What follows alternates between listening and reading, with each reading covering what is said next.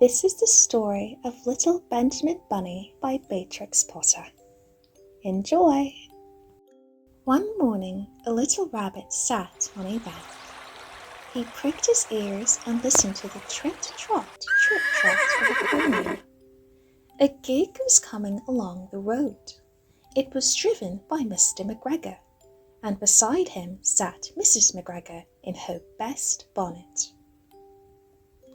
As soon as they had passed, little Benjamin Bunny slid down into the road and set off with a hop, skip, and a jump to call upon his relations, who lived in the wood at the back of Mr. McGregor's garden. That wood was full of rabbit holes, and in the neatest, sandiest hole of all lived Benjamin's aunt and his cousins, Flopsy, Mopsy, Cottontail, and Peter. Old Mrs. Rabbit was a widow. She earned a living by knitting rabbit-wool mittens and muffetees. I once bought a pair at a bazaar. She also sold herbs and rosemary tea and lavender. Little Benjamin did not very much want to see his aunt. He came round the back of the fir tree and nearly tumbled upon the top of his cousin Peter. Peter was sitting by himself. He looked poorly and was dressed in a red cotton pocket handkerchief. "Peter," said little Benjamin in a whisper, "who has got your clothes?" Peter replied, "The scarecrow in Mr. McGregor's garden," and described how he had been chased about the garden and had dropped his shoes and a coat.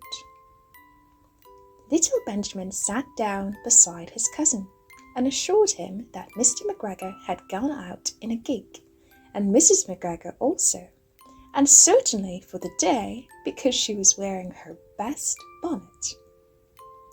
Peter said he hoped that it would rain. At this point, old Mrs. Rabbit's voice was heard inside the rabbit hole calling, "Cottontail, Cottontail, fetch some more chamomile."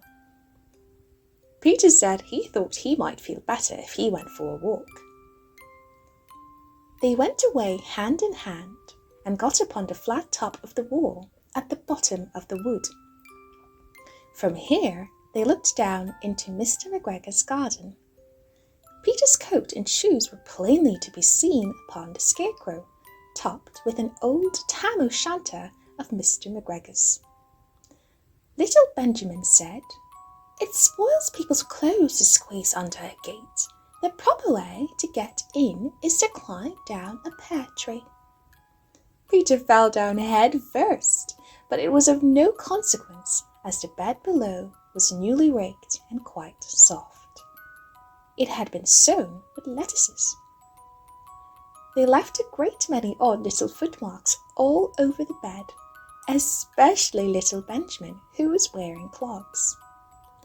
Little Benjamin said that the first thing to be done was to get back Peter's clothes, in order that they might be able to use the pocket handkerchief. They took them off the scarecrow. There had been rain during the night, there was water in the shoes, and the coat was somewhat shrunk. Benjamin tried on the tam-o'-shanter, but it was too big for him. Then he suggested that they should fill the pocket handkerchief with onions as a little present for his aunt. Peter did not seem to be enjoying himself. He kept hearing noises. Benjamin, on the contrary, was perfectly at home and ate a lettuce leaf. He said that he was in the habit of coming to the garden with his father to get lettuces for their Sunday dinner. The name of little Benjamin's papa was old Mr. Benjamin Bunny. The lettuces certainly were very fine. Peter did not eat anything. He said he should like to go home. Presently he dropped half the onions. Little Benjamin said that it was not possible to get back up the pear tree with a load of vegetables. He led the way boldly towards the other end of the garden. They went along a little walk on planks, under a sunny, red brick wall. The mice sat on their doorsteps cracking cherry stones. They winked at Peter Rabbit and little Benjamin Bunny. Presently, Peter let the pocket handkerchief go again. They got amongst flower pots and frames and tubs. Peter heard noises worse than ever. His eyes were as big as lollipops. He was a step or two in front of his cousin when he suddenly stopped. This is what those little rabbits saw around that corner. Little Benjamin took one look, and then in half a minute less than no time he hid himself and Peter and Onions underneath a large basket. The cat got up and stretched herself and came and sniffed at the basket. Perhaps she liked the smell of onions. Anyway, she sat down upon the top of the basket. She sat there for 5 hours.